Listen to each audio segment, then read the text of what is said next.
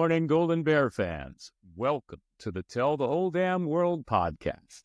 I'm your host, Reza Serafinejad, and it's another great day to be a bear. It's the fourth week of December 2024, and it's a little hard for me to believe, but Christmas is right around the corner. We've got a great one for you this week, and I'm sure you're going to enjoy it. Our featured guest in this episode is one of the best Cal mic men to have ever done it, Eddy Kleinhans. Eddy's infectious enthusiasm and love for Cal made him a fan favorite that I'm sure many of you will remember. He's got a lot of great stories to share and has a good perspective on the state of Cal athletics. And you'll notice, in a bit of a departure from our usual super positive episodes, we're going to plan to have more real discussions about some of the challenges we're facing as an athletic program with NIL and the transfer portal. More to say on that as we go. And to help keep our podcasts a little shorter, we're going to release a separate podcast episode with our recap of the LA Bowl that our football team lost 24-13 to UNLV. In that recap, Ahmad and I will be joined by Cal Hall of Famer David Ortega. So be on the lookout for that when we release it this week. To kick things off, I want to give a shout out to the men's soccer program and Cal forward Eric Duncan, who was the 14th pick in the second round by CF Montreal in the Major League Soccer Super Draft. Congratulations, Eric. The women's basketball team just beat Fordham the other night to improve to 12-1 on the season. It's their sixth straight win, and they play Temple tonight at Haas. As of Sunday, they're ranked 24th in the nation, but should move up in those rankings, assuming they beat Temple, when they're released on Monday. And unfortunately, after a good start to the season for the men's basketball team, they've recently struggled. They just got blown out by San Diego State to fall to 7-5 for the year. And lastly, Ahmad and I are still putting our heads together on a day and time for a monthly get-together to meet some of you out there face-to-face. Ahmad is calling it our Tell the Whole Damn World Open Office Hours. We'll plan to kick that off in January, and we'll keep you posted once we settle on a date, time, and location. But right now, we're going to jump right into our interview.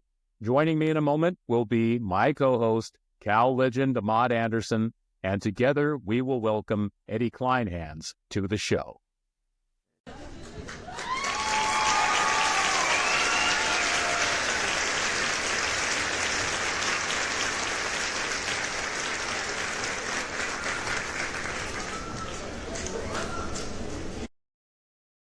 We're now excited to welcome our featured guest. Eddy Kleinhans was one of the most memorable mic men in the early 1990s. Starting in the year 2000, he also handled public address duties for basketball for a 15-year period, and later took on that same role for football from 2011 through 2013. He was a radio host for basketball and football, and currently serves as a Cal Golf Committee member and MCs numerous Cal events. His wife, Alexis, was a standout player on the women's soccer team. His daughter graduated from Cal, and his son is currently a junior playing baseball for Columbia. Welcome to the show, Eddy. We appreciate you making the time today. Ahmad, Rez, thanks for having me on it. Let's tell the whole damn world what's going on with Eddy. That's right. That's right. That's what everyone wants to know. And just to kind of set the stage and kind of kick things off, now, you're originally from the LA area. So how did you find your way up to Cal? What made you decide to come to Cal? Impulse. I was a sixth grader, and I was hanging out with one of my best friends in middle school, and his dad said, so, hey, what are you going to do when it comes to high school and college? Just kind of like joking. And I said, well, I'm going to go to Cal, and I'm going to be a lawyer. And I didn't know anything about Cal, to tell you the truth. At that point, I just knew that Berkeley was the best UC in California. I was growing up in California, so I wanted to go to Cal. So sure enough, when I graduated high school, I had applied to Cal, got into Cal. I never visited Cal. I had never been to Cal until I came to CalSO in July of my freshman year. And so I came up my freshman year that summer with my mom. My mom looked around Berkeley and Telegraph Avenue, which looked a little different than Westlake Village, Thousand Oaks. And she looked at me and she said, Eddie, are you sure this is where you want to be? I said, yeah, Mom, this is going to be awesome. Yeah, that's a little bit of a difference, a little culture shock, I bet, when you set foot on campus. But I'm glad it didn't scare you away. I had no idea. What led you to become a mic man in particular? And did you have any experience doing something like that in high school? Good question. So, yeah, I'd done some PA work actually in high school. I was playing for the boys basketball team, but I would PA the girls' games. And I was a younger student, if I wasn't playing in the game, I'd be hyping the crowd at our home games at Westlake High. And so that was kind of like how I got into. I was always into the spirit of the game and trying to get the crowd involved and trying to create that extra energy that you can to help a home team win a game. And my very first home football game at Cal was the Cal-Miami game and Russell White's first home game on campus. And so I'm a freshman and I'm up in the stands with a bunch of my buddies from Clark Kerr. And you guys remember the game, and we were competitive with them into the second half. And that was kind of like a turning point, I think, for the program, because it said, hey, we can compete at a higher level with Bruce Snyder and Mike Pawlowski and those guys. But in the stands, it was also the day that 3 mic men got rolled up and Ken Montgomery made his way down to the mic. And that was the day that he kind of became the mic man for Cal and took over for Cal football. He had done some stuff with the basketball games prior, but this was his moment where he became Ken Montgomery and he became the first quote unquote true mic man and revolutionized what we did at that position. And me standing up in the stands as a freshman, I told my buddies, I said, hey, someday I'm going to be able to do that. Right. Now, I didn't know Ken was going to stick around for 12 years or 14 years and then try to get his degree. As you guys know, his while he threw it. Right. But eventually got my chance junior year. And so 92, 93, and 93, 94, we went through a tryout process, and Frank Wynn and I were able to jump on board and become co-mic men after Ken. When we were looking at these questions and thinking about how do you get to that point, and thinking about all the mic men I've seen in my time, even as a kid going to games, just somebody sort of rallying the crowd. But, you know, as a kid, who's that guy? Like, is that a job, Dad? Well, my situation is similar to you. You know, I'm jumping around doing bear territory today, and somebody asked me a very simple question. Did you ever do anything like this in high school? I said, I was a 4-sport guy. But I went to all-boys school, St. Mary's College Prep right there in Albany. And they wanted to bring the men or the young men back into the yell. And they showed me a yearbook. And I was like, yeah, I don't know if that's going to work. And one of the brothers said to me, Ahmad, we want you to be a yell guy at St. Mary's. And I said, I stopped for a minute. I said, will I be able to get a sweater and a block? They said, absolutely, come in. And then I started cheering with I got a group of guys that wanted to do it. They were football players. And just like you, it was so exciting. I did it for my last 2 years I was at St. Mary's, never knowing that I'd be that guy later in life doing that. So that's exciting, man. Go Panthers. My son graduated from St. Mary's as well. Rock the bells, baby. Rock the bells. We're all connected. That's awesome. I mean, I've always just been impressed this idea that, like, you know, to have the confidence to just get up there and in front of all those people and to rally the crowd the way that you did, it was always really impressive to me. And it's like no fear. You just get up there. And speaking of Ken Montgomery, yeah, I mean, I remember that day. I was there too. And I remember clearly when Ken became Ken, right? This icon, basically, the guy who really set in stone what it means to be a mic man. And we're going to be fortunate enough to have Ken on the show in 2 weeks. So we've been keeping in touch, and yeah, that'll be great to touch base with him and see what's going on in his life as well. And you mentioned Frank. Yeah, my buddy Kirk Cartosian was just down in LA for the LA Bowl, and I know you were there too, but he sent me a great picture of Frank as well. So yeah, it'd be great he was saying, yeah, we should get all 3 of you guys on the show. So that would be awesome. We'd have some great stories to tell for sure from the old days, yo. Totally. I can only imagine. And, you know, speaking of that, I mean, the one iconic image, I think, for you in particular was seeing you jumping up and down next to Jason Kidd after we beat Duke. I mean, that is like something that is like burned into every Cal fan's memory from that time where we saw that's Eddy. I remember so vividly seeing that. And I don't get to see it, right? Because I'm there. So I'm not watching what's happening on television, and I have no idea. And this is pre-cell phone.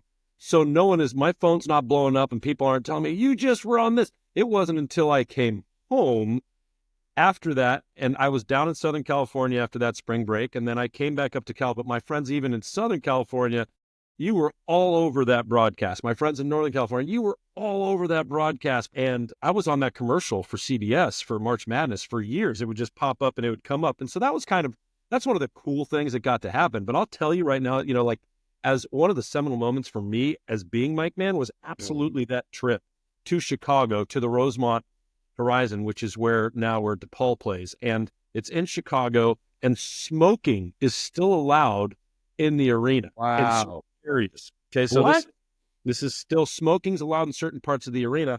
And I can tell you, like, we have 29-year-old Todd Bozeman, who's our head coach. 23-year-old Eric Hughes is the assistant coach, who was the grad assistant, who's now on the bench. And that's it. All the other assistant coaches left when Coach Campanelli was dismissed earlier in the year. Yeah. So you have two guys under 30 years old with a team that is loaded with talent that it's generational talent, and one of the best point guards in the history of college and pro basketball is leading that team. So you actually had a third coach, even though he was a teenager at the time, but he was that brilliant in who he was, in Jason Kidd. But you're going up against Dale Brown, an institution at LSU, and you beat him. And then they ask him, how much of a chance does Cal have to beat Duke on Saturday? And he says, no chance. And then you go into this game on Saturday against two-time defending champion Duke with Coach Krzyzewski, and Bobby Hurley is running the ship for them. So it's not like you've got a team that doesn't have an established point guard or a point guard that isn't potentially the greatest of all time in college basketball. You have a guy who was a winner at that stage and led those teams to championships. And I vividly remember in the Rosemont Horizon, the first game ends and they're taking the spirit groups down in the elevator to go down onto the court and onto the floor with our credentials. Okay. And we open the elevator into this little room, and the entire Duke team is standing there in their warm-ups, kicking their legs, getting ready for the game to end and for them to go out.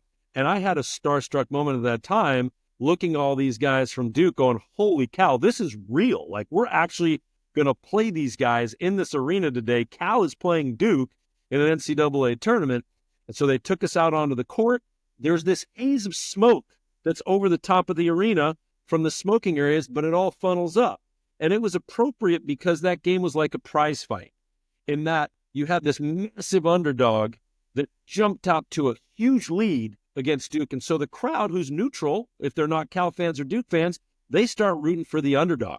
And they start supporting us as we start getting after it and building this lead, only to see the two-time defending champ get off the mat and start fighting back. And the crowd turns and starts cheering for the champ to come back because the champ is alive and the champ's going to do just fine, only to flip one last time when Jason Kidd takes control of the game, makes the magical shot, and all of a sudden Cal gets to the end and wins the game. And gosh almighty, that was a celebration of all celebrations that night in Chicago with all of us who were there. Yeah, baby. Yeah. That is a great story, Eddy. Yeah, I've always wondered. I never, I've known you for decades, but I've never heard that story. I'm wondering too, as a Mike Mann, and then also during your time as a public address, there was some time in between your time as a student and then when you were doing public address, but I can only imagine you must have had so many relationships with the different players and coaches through the years. Do you have any stories about those times? I think probably, there's a couple things. First of all, you're absolutely right. Anything we do in this life is about the people, right? The experiences are there, but it's the opportunity. For example, Cal Community gives the opportunity for me to be here today with you guys. And Ahmad, I've seen him around. We've touched base, but we've never really got a chance to hang out and connect truly, right? But I obviously see him around and know what he is and know who he is and know how important he is to the university. And Rez, you and I have known each other since we were students back at the day, right? So we have a relationship that goes back 30 plus years now. And so I've got a lot of those relationships now that are a result of the privilege that I had to be the mic man and to be the public address announcer. More so on the basketball side than the football side. Not that I don't have some of those relationships on that side, but the basketball experience is much closer to the court, closer to the team, and much more involved. It's fewer guys that you have to get to know. It's a coaching staff that will come talk to you. So absolutely great relationships with some former players and coaches. You know, one of the closest people that I have from my Cal community is John Wheeler, who I always tell folks is a treasure that's not used enough at the university or by coaching staff or by folks to realize here's a true asset, someone who played at Cal, coached at Cal twice, understands what it's about. So yeah, just some great relationships with folks like that, players that played throughout the time, like Theo Robertson. You know, I don't know if people know Theo's currently doing color for the radio. I don't know how many people are listening to radio anymore, podcasts, you know, like you saw what happened at KNBR with all those guys. Podcasts now is how people are getting information out. And so you have one of the greats in Theo Robertson who's on campus, but have some great relationships with a ton of guys like that, and got to do some great events. Like the aquatics event, I always said, if you want to go to somewhere where we have some of the most amazing athletes, I got to MC some aquatics events. And when you're talking about Olympians like Natalie Coughlin who are present and there, it's been great to get to know people like Natalie and others in that field, or an Alex Morgan from the soccer side, or a number of guys that I've gotten to know through my relationship with Cal Golf and being part of the Cal Golf Committee and emceeing their fundraiser and being part of what they've done for over 20 years. Yeah, I was going to say, Eddie, as you know, I was academic advisor for student athletes from 1984 to 1986. And you're right. Everybody has focused on the basketball and the football and those other sports. And I said this in our last podcast, are really where the sun shines, where you get to know the student athlete, that one-on-one connection, the coaches, and having the opportunity to spend time with them around the academics really provide me an opportunity to get to know them at a much more personal level. And so as I think about that, and we're talking about that, it shows in the work you do, the passion about the university. And that's what brings us to this circle.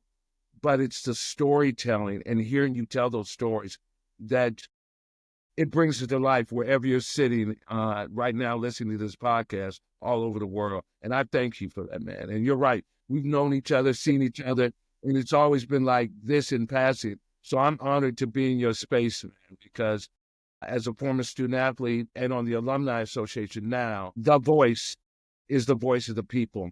And that passion you have exemplified 100%. Thank you. Appreciate it. There's really no question. You know, when I dreamt up this whole idea for the podcast, Eddy immediately came to mind. I mean, he was like on that very short list of people. It's like, oh, I got to talk to Eddy about this. And it was funny because I had like no way to get in touch with Eddy. And it wasn't until my good buddy from high school, Nate Stallhut, who idolizes Eddy, and it was telling me all about the stories about how his son got to go on a trip back east with Eddy, with all the work he does with baseball teams and everything. He says, oh, Eddy does this, Eddy does that. And they're like, oh, I know Eddy. Eddy is awesome. And so it was through Nate that, thank you, Nate, that you put me in touch with Eddy, got his phone number, and we were able to make this all happen. So really appreciate that. Now, I want to talk a little bit because admittedly, this podcast has all been positive and uplifting, and absolutely, that's a big part of what we're about, and it just truly is who we are as people. I mean, I think everyone can see the passion that Eddy has, the passion that Ahmad exemplifies, that I have for this. We are all extremely passionate and want the best for Cal. But we also have to be a little realistic about the state of the program and what challenges we're facing. And I think we're kind of doing a disservice to just kind of be rah-rah and happy-go-lucky, like, yeah, this is all going great. When the reality of it is that a lot of the fan base, there are a lot of challenges. And I specifically, and I think Eddy can maybe speak to this a little bit, I am shocked that during my time at Cal and Eddy's time at Cal, there was tremendous support for the sports teams, where football games were very well attended. Same thing for basketball. Of course, we did have some amazing teams, but now it's a different situation. Yes, the students showed up for big game in a big way. They showed up for Miami in a big way, and again, that's a little bit to be expected. But for those other games and for basketball as well, it's a little bit different, and it's confounding to me to think that we have more students on campus, quite a bit more than we had when we were students back in the early 90s. Maybe you have some thoughts to share on that. Sure. Let's start with the student engagement. I think that's a difficult challenge in today's day and age, because even though there's more students on campus, the composition of who's on campus has changed dramatically. And you take that plus the fact that you're asking kids to be there for 4 or 5 hours on a Saturday, which for us was no big deal. I don't necessarily know that we're attracting or doing what we need to do to pull them in. The social media culture is, hey, game day's coming. Great. We'll be there. I can get a little snap on my phone that shows that I was there and part of this big deal. Hey, it's Miami. Hey, it's Stanford. It's those moments, like, got to show that I was there. But a Syracuse game in October isn't driving anybody to the stadium. And it's not just the students. Let's not just look at the students. It's not driving the alums, the local fan base. A lot of folks aren't coming to come watch Cal football or Cal basketball anymore. And you got to start diving into why this is and try to think about whether it's something that can be fixed and how it can be fixed, because I think the problems are they're incredibly systematic with college football and college basketball to begin with.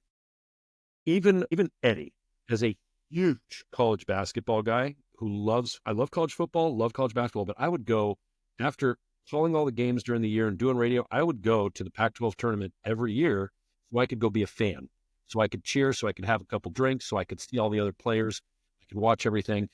And last year I went to the last Pac-12 tournament, and I realized that my lack of interest, not just in the Cal team, as a result of all these kids who I don't know and haven't grown in our program and developed in our program and become like, wow, look at how Harper Camp has developed from coming in now to a senior. Look at Jorge Gutierrez, Mike Montgomery's first recruit. And look at this kid who's this gritty, tough player turning into a 10 player of the year. Look at Jerome Randall, who comes in and he is a kid who is on the bench and struggling for playing time. And then Mike Montgomery comes in and he takes us back to the NCAA tournament, and then we win a Pac-10 championship, and he is the Pac-10 player of the year.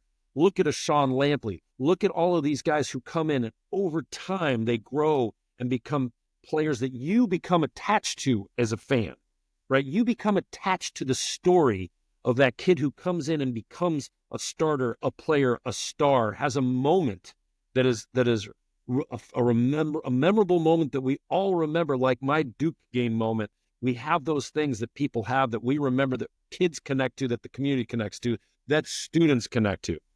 That whole connection is gone. Mm-hmm. You are rooting for the laundry on a year-to-year basis. And that was emphasized at this LA Bowl with Fernando Mendoza making his decision. And I don't care what anybody says, Fernando Mendoza should not be put on any pedestal in Cal lore. He should be absolutely kicked out the back and never brought back. Like, you make that decision. You are an icon. You're the guy who should be the guy who's the face of this program. And whatever the cost is that it costs to keep him, the money was there for him, and you still decide to leave? Your choice. Respect your choice. But don't come back here saying you're a Cal guy and it's not 98 yards with your boys. It's 98 yards with your boys somewhere else. Because I don't have the patience for that. And if Jaden Knott stays, again, whether he stays or not, Jaden Knott is the kind of kid that we attach to, and everybody who's out there in the Cal community right now is praying he stays and praying that they put an offensive line in front of him and praying that he has the season that he should have had, because that kid deserves it, because he was loyal to us. But loyalty is gone. The transfer portal has made rosters an absolute transient nature. NIL, Yes, we can compete, but it's a year after year. I don't know how it's sustainable for a long time. So I think that all leads to this completely depressed attendance and interest in the basketball and the football teams. I agree with you. I agree with you 100%.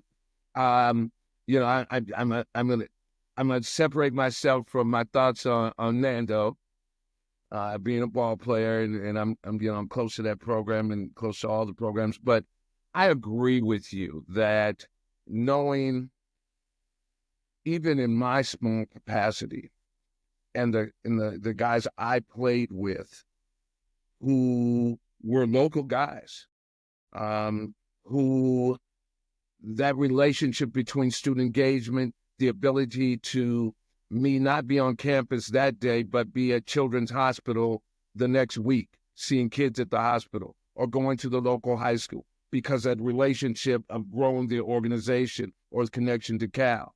I spoke to somebody that's being recruited by Cal this past weekend in passing.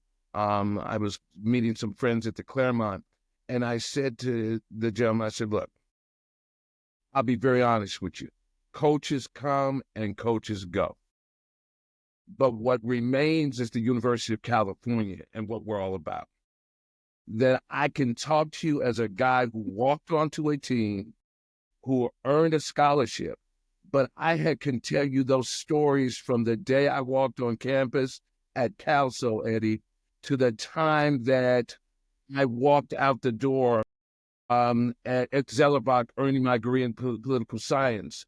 Who I know, who I've met, what they're doing, and the impact they have on the world. So you may be in this world of NIL where it looks good today, we see you now, but we don't see you later. But being a Cal Bear is forever. And being a graduate from this great university is larger than life. So when you think about throwing that football, think about earning a degree from here and staying here, because you'll meet people like myself and others that will be friends, and the people that will turn and spin the world for life moving forward. And that's what I believe it should be about. I know we're playing in a different world, and I may be a different person thinking that way, but I too believe I need that commitment, and I need the university to see that and how they can really market this place other than between the sticks. It's going to be it's a tough fight. I agree with what you're saying, and I also can tell you a 4-year commitment right now for a kid. Holy cow! Could you imagine? Right now, it's transactional year by year. Yeah. And so a degree. What do you mean a degree? I'm going to be here 1 year, and if I play and you pay me, I'll stay.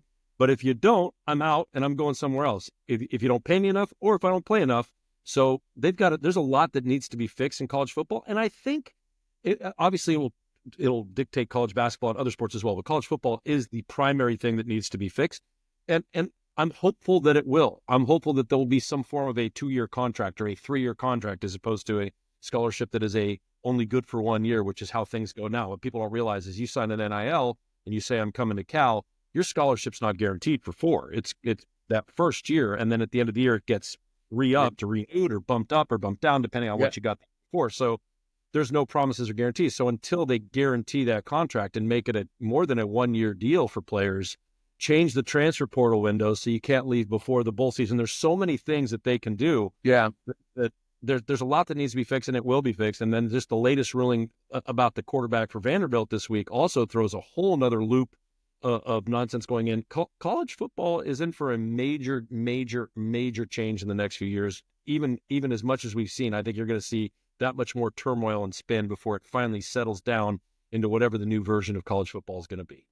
Yeah, it is the Wild West. And I really want to thank you so much, Eddie, for saying what you said, because I think there's a couple things I wanted to say. One is that I think the pandemic as well, when everybody was not allowed, and I know we've moved past that, but there was nobody in the stands for a while. And then we even had like the smoke and wildfire here in Northern California and everything. And people kind of just realized, oh, maybe I don't have to go to every game. But I think that took a little something out. And I don't think it's a coincidence that our last winning season was 2019 before the pandemic hit. And then the pandemic hit, And then all these changes have happened with NIL and the transfer portal, and all of that has made it really hard for us. I also think, with that being said, that other teams are finding a way to make it happen. So, we're not off the hook and just to have a bunch of excuses as to why this isn't working and that isn't working. So, I think if we're looking at the overall fan base as a whole, they're dissatisfied. We had higher expectations for this year as well. We certainly thought we would be better than 6 and 7 at the end of the season.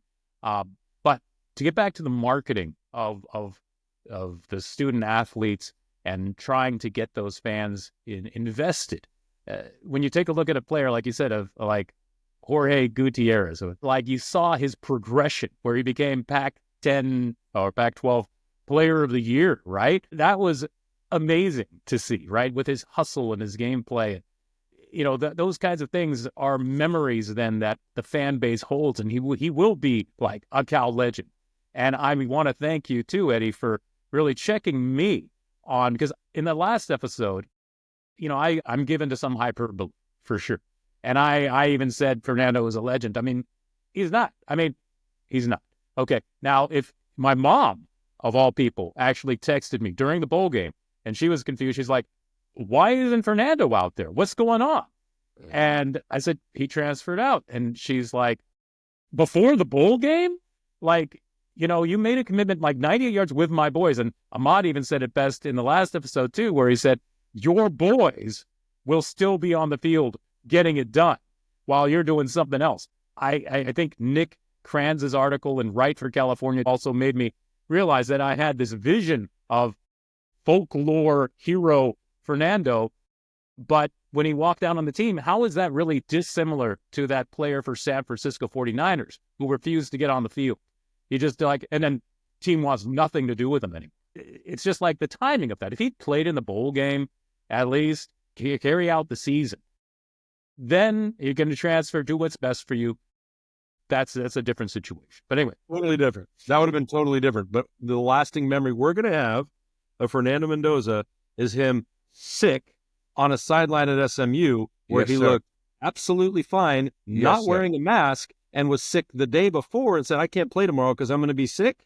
Get out. No, thank you. That's a business decision, and that doesn't need to be there. And so to get back to like, how are we going to get people back in the building? Look, let's trust the football program and what they need to do with NIL, and that they're going to continue to get players through the transfer portal. They are navigating this actually pretty well. All things considered, when you think about how they're doing things are okay. The team was competitive. There was a bunch of close games. Does the offensive line need an upgrade? Absolutely. Do we now need another quarterback? Absolutely. Are we going to need some specialty players? Absolutely. But that's what every other school is going through as well as we go through this mix. And we've navigated it absolutely okay, right? Not great, but not terribly. We're doing just fine in that whole world of current athletics for college football. But from a fan perspective, you say what it's going to take to get the students back, to get local folks back, to get Cal people back into the building. Because you don't have that connection or tie to player anymore, there's only one thing that'll get them back in. You got to win. Amen. You're a winner. And that's period. That's end of story. Not 6 and 7, not 7 and 6, not even 8 and 4. You got to get back to a 10-win team that everybody's like, wow, that team's ranked. We better go check it out. They got a big game. You win that Miami game at home, your crowds are better for the rest of the year. You win a couple of those close games. You don't let NC State beat you. You make that field goal. All of a sudden, you're inching towards a 10-win season. People are going to be there. People are going to be more involved. People are going to be after it. And that's simply, sadly, the only way that it's going to happen. You can't market. You can't put Mark Madsen on Sprout enough days to say, at delivering pizza, to say, hey, come to the basketball game. It's not going to make a difference. You can't run enough social media ads, radio ads, television ads, whatever you're doing in that marketing department. It doesn't matter if you don't win in the current environment, because there's no connection to the players. Nobody knows who those guys are. Nobody has a connection to the guys on that team right now. Say it again, Eddie. Say it again, Eddie. That's right, baby. If you're not winning, you're not doing anything. The passion is everything. I lived that. 2-9, 3-8, and 80 and 81. Nothing. But one thing that Freddie Williams and I said to Dave Newhouse in the paper was like, I don't care who the coach is. We're either going to go 7 and 4 or we'll go 8-3, and we win 74. But not enough bowl games to put us in the house. But you're right. If you don't have that, then we're just circling the bowl. We need to be in it to win it. That's right. You hit the nail on the head, honestly. Eddie, thank you so much for laying all that out. And I think you're 100% right. At the end of the day, it's all about winning. You got to win to get the fans back in. So with all that being said, I still see how passionate you are for Cal. You just did a MC event down in LA, if I'm not mistaken, my friend Kirk. You seem to still be super involved with everything Cal, and you are widely regarded as a Cal celebrity after all these years. So what makes Cal so special to you? Well, let's back up a step. I do want to mention AXALS, which was where I saw Kirk at the event, and I've been doing that since 2020. Eric Stevens is a former Cal football player, brother of Craig Stevens. They both played for Coach Tedford. He married Amanda Stevens, who was a Cal soccer player here at Cal, which is a connection to me, and Pete Tomasulo, who was on the 2004 Cal Golf Men's National Championship team and was the player from that team that went on to play on the PGA Tour. He was involved with the AXALS Foundation and knew the work I did for Cal Golf and brought me down to come be a part of this story, which was very easy for me to do, being that I married a women's soccer player as well. And I was announcing at the time that Eric and Craig were here. And that was the period right when I was doing football as well and doing post-game radio and blah, blah, blah. And so interviewing guys. So I had relationships with those guys. So if you don't know the story, Eric was diagnosed with ALS right after he's married to Amanda and they're pregnant with their first child. You're talking about a young man now who is in his early 30s. And I've watched this community rally for him and putting on this event. And we have Fred Couples, who participates and donates a lot of his time, effort, and energy to make this event successful. And I was down there again this November, and all of a sudden I'm in the middle of the auction, and I look over, and I can kind of see through the crowd. I'm like, wait, that's Alex Mack. Alex Mack is here. And hey, there's Eric Began. And some of Eric's former players finally started showing up to this event. Coach Wilcox has been to the event. We've had Jeff MacArthur at the event. So a lot of that community and family, when we talk about like what Cal means to you, it's that. It's being in Long Beach in November, and all of a sudden, all of this Cal spiderweb starts coming into the event to raise the energy level and to support a brother and to support a family member of who we are at Cal. That to me is what Cal is about. It's the work I do with Cal Golf. And for those of you, go to axals.org and donate and help and be part of that story. It is unbelievable to see the work that they are doing to try to make some advancement in ALS, which has had zero advancement in 150 years. No cure has been come. Like we've cured cancers. We've done all kinds of things in this world, but ALS is still the terminal diagnosis. And I know we all have it, but that one is, once it's there, you're on your way. So go support AXALS. That would mean a lot to me, a lot to Eric and Amanda and the Stevens family. And then Cal Golf. I mean, Cal Golf I've been part of the Cal Golf family ever since I was here as a student, and I've been on the Cal Golf committee. And so getting to do those things, again, it's that connection that I get to former players, former athletes, former friends, and that community. That's what Cal means to me today. That's where I am, because I've been distanced from, I haven't met the last two basketball coaches, believe it or not. So from being the guy who was in their offices and going to practices and being on charters and talking about Cal basketball stuff to now there's no relationship whatsoever. I haven't met the last two coaches. I really don't have much interaction there anymore. My good buddy Matt Foley is now the public address announcer for men's and women's basketball. You guys should absolutely have him on the show, because the women's team is cracking this year, and they deserve some love for the stuff that they're doing and what Coach Sharman Smith's doing there. So, yeah, I mean, that's, to me, it's the connections and the family. That's what means the most to me. And you're right, recognizable is a responsibility. It's also a privilege. And so I don't take it lightly. And so I got to do the axe cheer with Chancellor Lyons at our tailgate this year. He swung by with Oski, and the three of us did an axe cheer right in front of our 200 plus friends and family that we run this big tailgate for every year for Big Game Tailgate. And that's kind of how my connection to the university is now. It's through friends and family and getting together to see some of the great folks from Cal. You talked about that being a celebrity and humbled by it myself, and yet there is a lot of responsibility. Being in the crowd, walking up the stairs to the Miami game and hear the people doing the Bear territory, just feeling it. Be humble. Just be humble and enjoy it and be nice. And you know, it's part of the Cal family. I used to always say it's on behalf of the entire Cal family, because it's not just the athletic department. It's not just the university. It's the city of Berkeley. It's the greater community. That, to me, is the Cal family and who roots all of for that, who it's all about. And funny story for that, Connor from Mueller, who played basketball at Cal, he's a great guy, played here as a walk-on, contributed, had his moment, I believe against USC was the game where he knocked down a critical shot to beat USC. After we got to know each other and we've held on 3 years, he says, "Hey, I want to show you something." And he pulled out a picture that he had of him as a young kid. Wow. And I'm a mic man. And he came and took a picture with me as a mic man back in 92, 93, or 93, 94. And he's like, "Hey, dude, I just wanted to show you this picture of when I was a kid and my dad and I came down and you took a picture with me." And so it's little moments like that. Yeah. Right. That just own your responsibility of being nice to folks and leading a cheer in the crowd when they say, "Hey, it's time. You got to lead it now. Go, go." Yeah. And still, even at 52 years old, saying, "Oh my gosh, really? That's no. Come on, you got to do something." And you, it's still in you. And so you pull it out. So I know that's right. And look here, 64 years of age, and they call me and say, "We want you to do Bear territory for game day."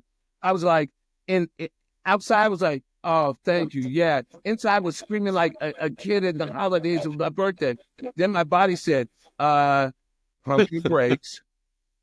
And my lady, everybody said, "Well, you'll be doing a commercial for Tiger Balm and Icy Hot." And I was doing stretching, I was doing yoga, but it was real. But when you get it, it was game time, and I did it.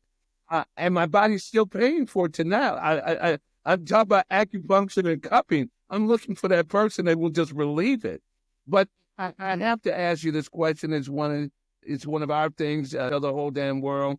But tell me a moment, whether it was being a student at Cal, whether it was in your Mike days or life thereafter, what has been your Bear territory moment?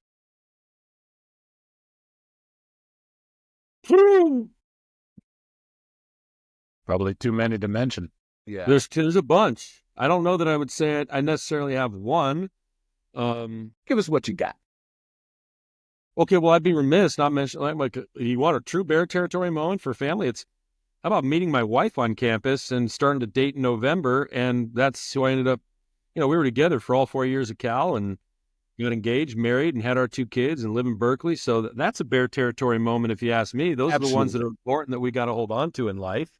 There's no doubt. That's my best friend when I met her at Cal, and I wouldn't have it. We wouldn't be together. None of my life I would have if it wasn't for Cal and being able to meet her freshman year right away. So I'll start with that as my number one Bear territory moment as we get into the holidays and need to be a little cheesy.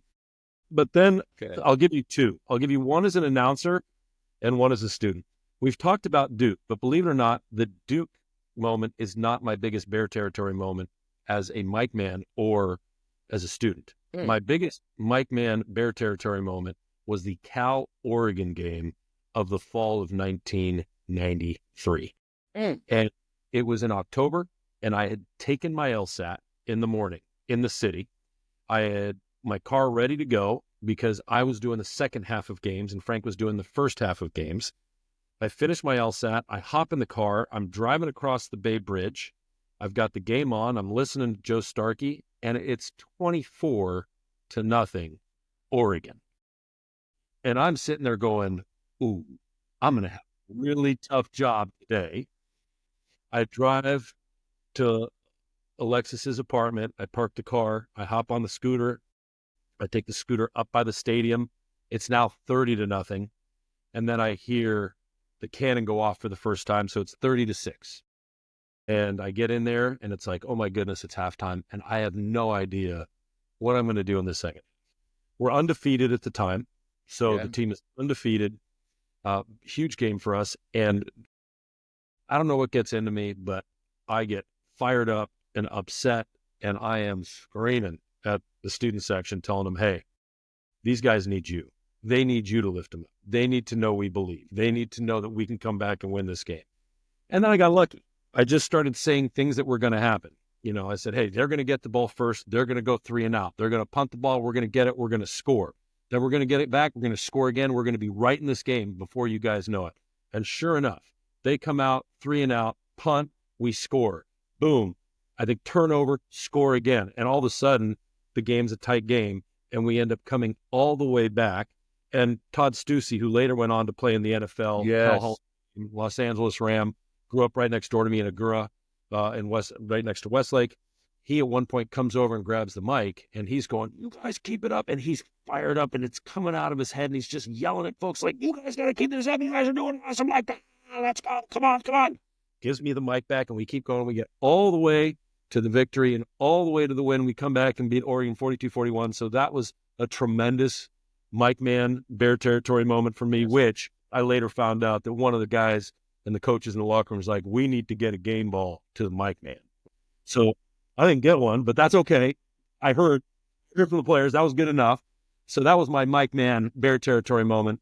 And for basketball on the mic itself, I've always believed, like you guys do, in the power of this university. And I believe in my heart of hearts that not only should we be top 3 in every academic discipline that we offer on this campus, but we should be a top football program, and we should be a top basketball program as well. And we are not sacrificing in order to make that happen, and that we should try to be excellent in every endeavor that we choose to participate in at the University of California. Absolutely. And so we're coming up on, I think, on the 100-year anniversary or maybe even past it, of winning a national championship. I think we should be striving towards that again. So for me, my Bear Territory moment for basketball was winning the Pac-10 championship in 2010 with Coach Montgomery and that group of guys, with Theo and with Patrick Christopher and with Jerome Randall and Jorge's on that team, and all those guys. That's what we've talked about today. Those are guys we got to see start with Coach Braun, grow, develop. Coach Montgomery came in, took them over, and took them to a championship game. So beating Arizona State in that game at Haas Pavilion to win the Pac-10 championship, that for me was my Bear Territory moment that I really enjoyed. And that Looney's post-game show, where we had a full house, wall-to-wall, for the post-game radio show with players and coaches coming in, something I'll remember from my Bear Territory memory for sure.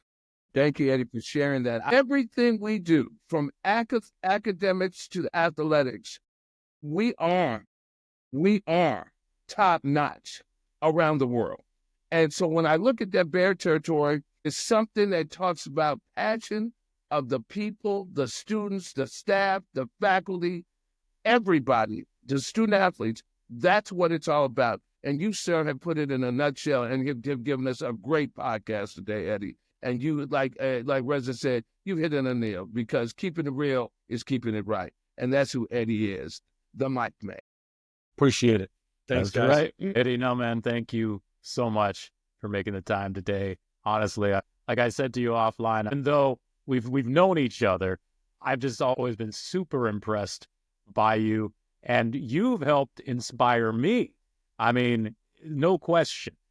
All the fans out there, you really have done so much. I don't think you even really realize in your time at Cal and your connection to Cal. So thank you so much, and really appreciate you. And my best to your family, and happy holidays. Happy holidays, guys. Happy Thanks holidays. for being on, and go Bears. Go Bears. Eddie. We hope to have Eddie back on the show again sometime. He's got so many great stories. That's going to do it for this week's episode. If you're enjoying these podcasts, please tell your friends. We're really having a great time putting this all together, and we hope you're having fun listening and watching. Please feel free to email us with any thoughts, suggestions, or questions at tellthewholedamnworld@gmail.com. You can follow us on Facebook, Instagram, and X. You can also find us on YouTube to watch our videos. And you can always visit our website at tellthewholedamnworld.com and find links there to listen or watch on whatever streaming service you choose. Next week, we're excited to welcome former Cal basketball player Raymond Circus King to the program. We look forward to hearing his take on the state of the men's basketball program and learning more about his passion for health and fitness. See you next week. As Doctor Who famously says, we're all stories in the end. Make it a good one. What stories do you want to share? We want you to tell the whole damn world about it. Go Bears!